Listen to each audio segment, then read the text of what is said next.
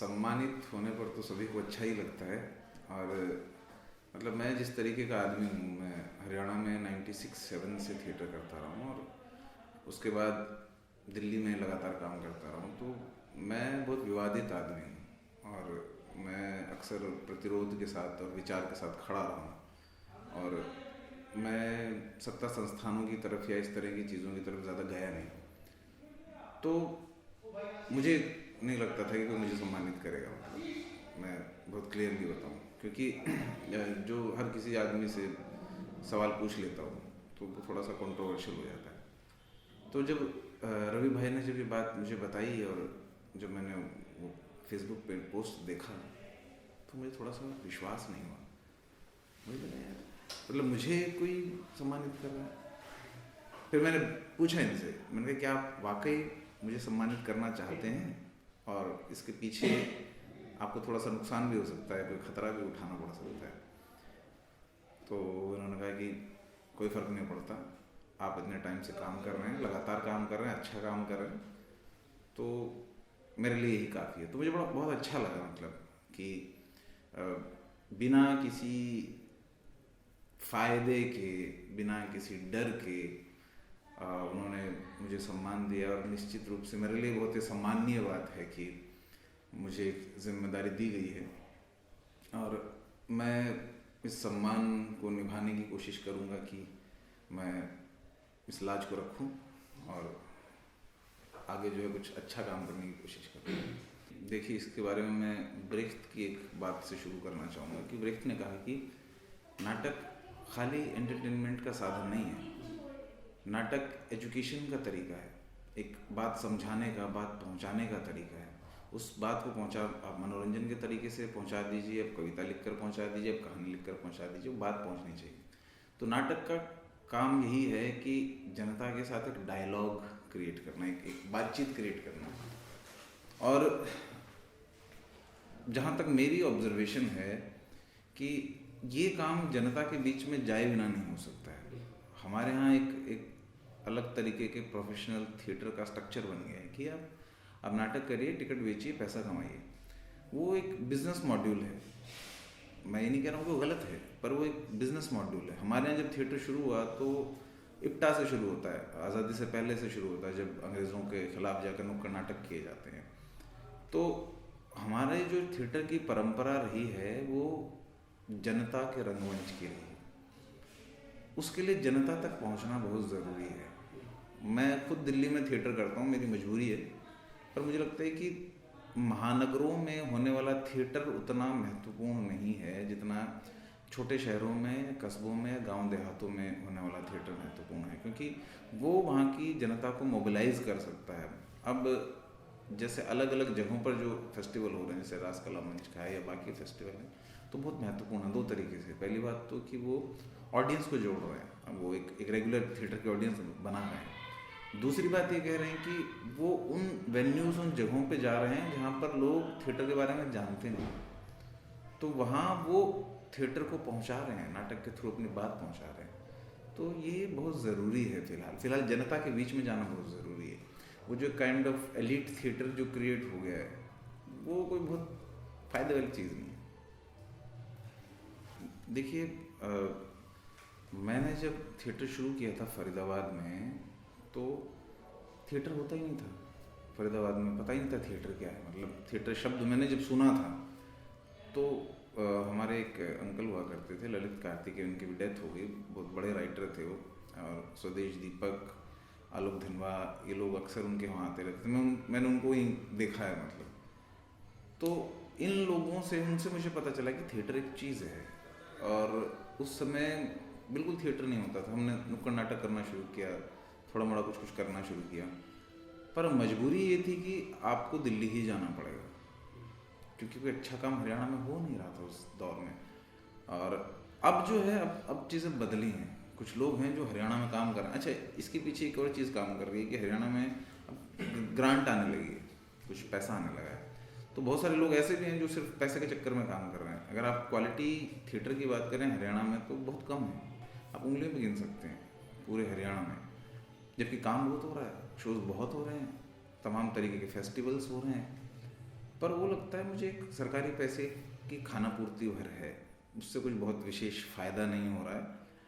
आप बात करके देखिए कि कितने नेशनल लेवल के डायरेक्टर्स हैं हरियाणा में, या नेशनल लेवल के ग्रुप्स हैं जो अपनी उपस्थिति दर्ज करा रहे हैं कहीं पर, तो आपको 2-4 से ज़्यादा नहीं मिलेंगे आप।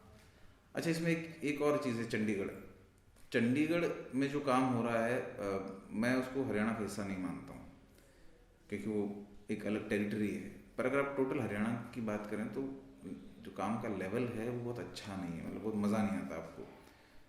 और तो यही एक डिफरेंस तो ये है। दूसरा क्या है कि हमारे इधर जैसे अभी तो कला परिषद बन गई पिछले 4-5 साल से, हमारे यहाँ सरकार को थिएटर को लेकर कोई आइडिया नहीं रहा कभी भी।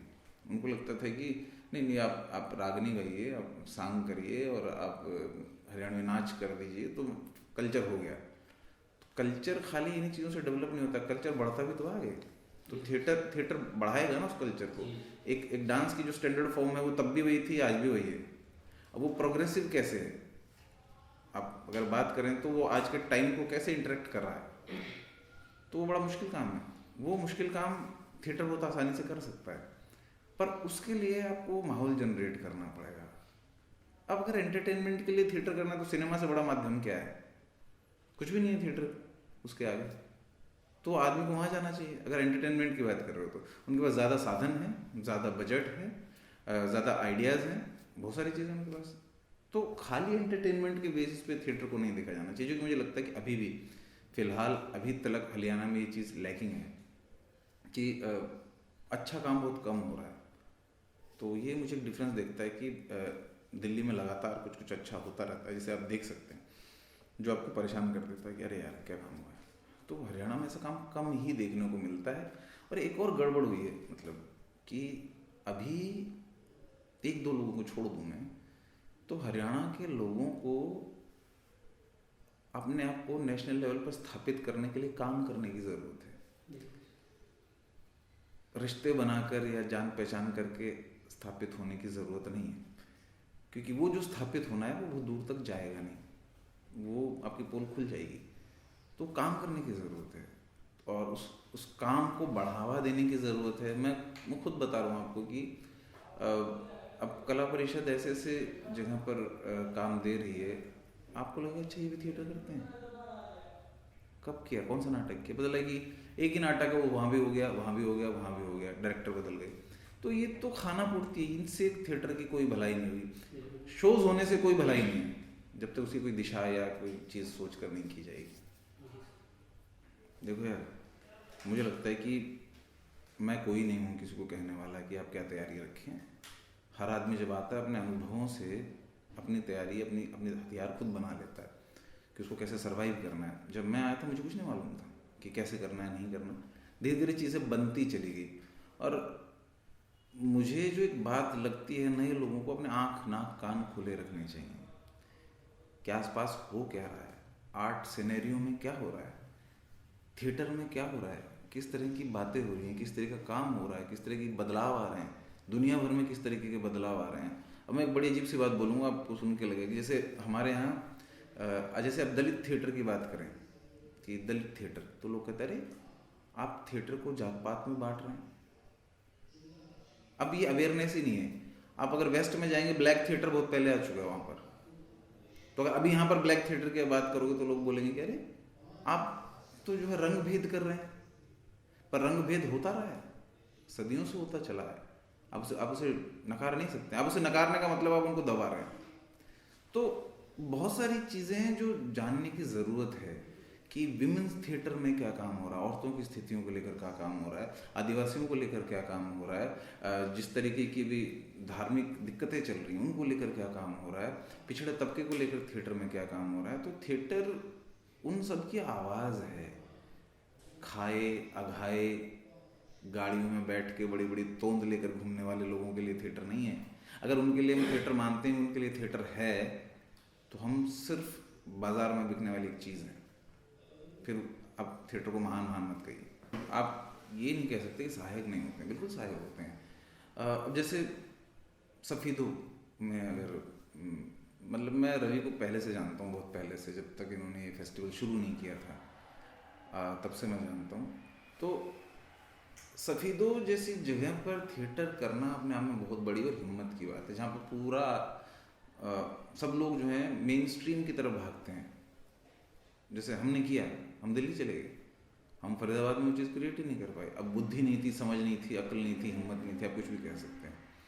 तो अपनी जगह पर जहाँ पर आप हैं, जहाँ पर आप पले बड़े हैं, वहाँ किस तरह के थिएटर की ज़रूरत है और थिएटर की कैसी ज़रूरत है, वो आप अच्छे से समझ सकते हैं और उसे पहुँचा सकते हैं। दिल्ली में अगर 500 ग्रुप काम करते हैं, 501 ग्रुप अगर शुरू होकर काम करना शुरू कर देगा, उससे बहुत फर्क नहीं पड़ेगा। बट अगर किसी छोटी जगह पर जहाँ पर कोई काम नहीं करता है, वहाँ पर अगर काम करते हैं तो इट्स वेरी इंपॉर्टेंट वर्क, वो बहुत ज़रूरी है। वो मोबिलाइज करता है, वो थिएटर के बारे में लोगों को जागरूक करता है।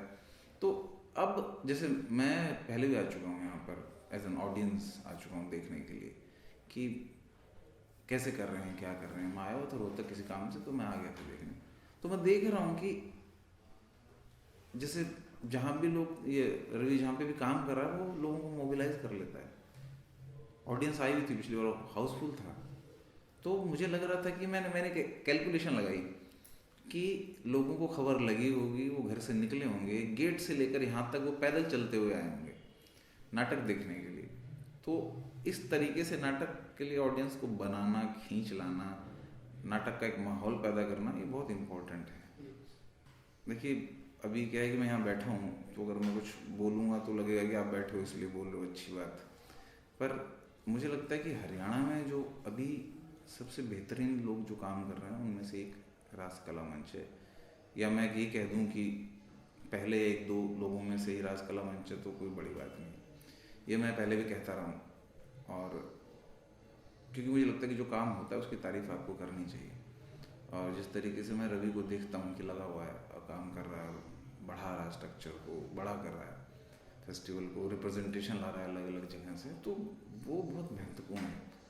और लगातार मतलब एक फेस्टिवल को करना, नेशनल लेवल पे करना, उसको नेशनल लेवल का बना देना, बहुत हिम्मत का काम है। अकेले आदमी की रिस्पॉन्सिबिलिटी। आप देखिए ना, अकेला आदमी खड़ा हुआ है, बहुत सारी चीज़ों के बावजूद लोग आते हैं, आपके साथ काम करते हैं, चले जाते हैं, टूट जाते हैं, उसके बावजूद एक आदमी खड़ा हुआ है और लगातार काम कर रहा है, और हरियाणा में थिएटर को, उसके स्टैंडर्ड को मेंटेन करने के लिए काम कर रहा है। तो ये फेस्टिवल अपने आप में हरियाणा में एक स्टैंडर्ड है। ये जैसे मैंने देखा बहुत सारे लोग क्या करते हैं, जनसंख्या बढ़ाए जा रहे हैं नाटकों की, यार 50 नाटक कर देंगे, 25 कर देंगे, 100 कर देंगे। अरे उससे क्या फ़र्क पड़ता है संख्या बढ़ाने से? आप क्वालिटी पे काम कीजिए ना। तो जो क्वालिटी वर्क जिस तरीके से बढ़ रहा है, वो बहुत इम्पोर्टेंट है, बहुत अच्छा काम हो रहा है।